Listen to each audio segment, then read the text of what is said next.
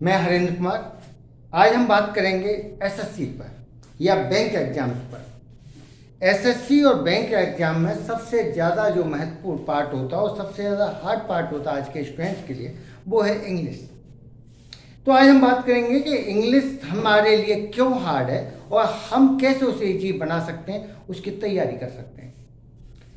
हमारे लिए हम गौर से देखें तो इंग्लिश में सबसे ज़्यादा जो महत्वपूर्ण पार्ट होता है, सबसे महत्वपूर्ण पार्ट वो होता है हमारा रीडिंग सेक्शन। तो हम गौर से देखें, इंग्लिश को हम 3 पार्ट में पढ़ते हैं।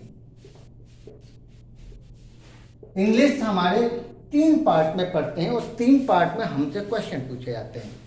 पहला, अब गौर से देखें, पहला है हमारा रीडिंग।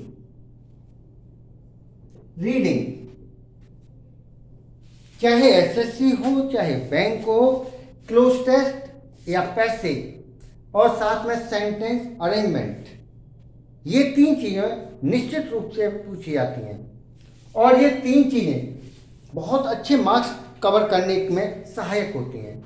लेकिन ज़्यादातर बच्चे क्या करते हैं, क्लोज टेस्ट या पैसेज पर ध्यान नहीं देते। क्लोज टेस्ट या पैसेज, यह जो पैसेज है उस पर ध्यान नहीं देते और पूरा का पूरा समय ग्रामर सीखने में लगा देते हैं और इसकी वजह से उन्हें सबसे ज़्यादा परेशानी तब होती है जब रीडिंग सेक्शन की बात आती है। साथ ही अगर हम एरर कर रहे हैं या फ्लप्स कर रहे हैं, सेंटेंस इंप्रूवमेंट कर रहे हैं और हम अगर रीडिंग नहीं कर रहे हैं तो उनको करने में भी आपको बहुत ज़्यादा परेशानी का सामना करना पड़ेगा। तो इसीलिए सबसे महत्वपूर्ण पार्ट जो होता है इंग्लिश सीखने का, वो होता है कि हम पर डे नियमित रूप से रीडिंग करें। रीडिंग आप 2 तरह से कर सकते हैं, या तो आप न्यूज़पेपर के माध्यम से कीजिए, जो कि अच्छा तरीका नहीं माना जाता है। मेरे हिसाब से ये बिल्कुल भी अच्छा तरीका नहीं है। आपको लगानी चाहिए पुराने जो पैसेज हैं जो एग्जाम्स में आ चुके हैं, उन्हें आप बार बार लगाएं और उनके साथ, उन पैसेज के साथ आप अपने आप को नियमित रूप से जोड़े रहिए और लगातार उन पैसेज से आपको बहुत कुछ सीखने को ही नहीं मिलेगा, बल्कि आपको ये भी पता चलेगा कि एक पैसेज को कम से कम समय में कैसे सॉल्व करना चाहिए। दूसरी चीज़ हमारी ग्रामर होती है। मोस्टली बच्चे इस पार्ट को बड़े मेहनत के साथ पूरा करते हैं और इसमें कोई खास प्रॉब्लम नहीं होती है। अगर उनका रीडिंग सेक्शन अच्छा हो और साथ में ग्रामर अच्छी है तो हम बहुत अच्छा रिजल्ट ले सकते हैं। और तीसरा जो पार्ट होता है वो होता है वर्ड्स का। वर्ड्स में 1 वर्ड, आइडियम्स। तो वर्ड्स में हमारा होता है 1 वर्ड, आइडियम्स, एंटोनिम्स या सिनोनिम। एंटोनिम्स या सिनोनिम्स तो हमारे 3 पार्ट में मुख्य रूप से होता है और इसके अलावा स्पेलिंग्स पूछी जाती हैं।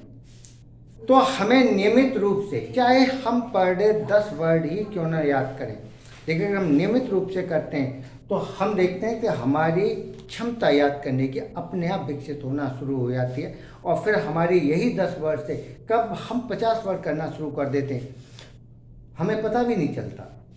तो हमें तीनों सेक्शंस पर एक साथ मिलकर काम करना होगा।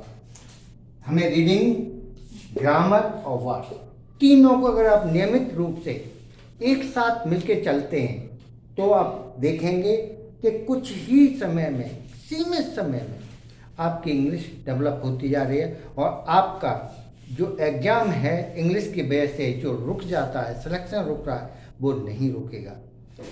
तो अगर आप इंग्लिश सीखना चाहते हैं, इंग्लिश ग्रामर, वर्ड्स और रीडिंग सेक्शन, इन तीनों को मिला करके मैं अपने चैनल अध्ययन इंग्लिश गुरु के माध्यम से लेके आया हूं और आप मेरे साथ जुड़िए। मैं इन तीनों चीज़ों को रिकवर करने में आपकी मदद करूंगा। साथ ही अगर आप मुझसे कांटेक्ट करना चाहते हैं तो मेरा कांटेक्ट नंबर है 9870769913। तो आप याद रखिए, मेरा नाम है हरेंद्र सर। तो आप मेरे साथ जुड़िए। Thank you.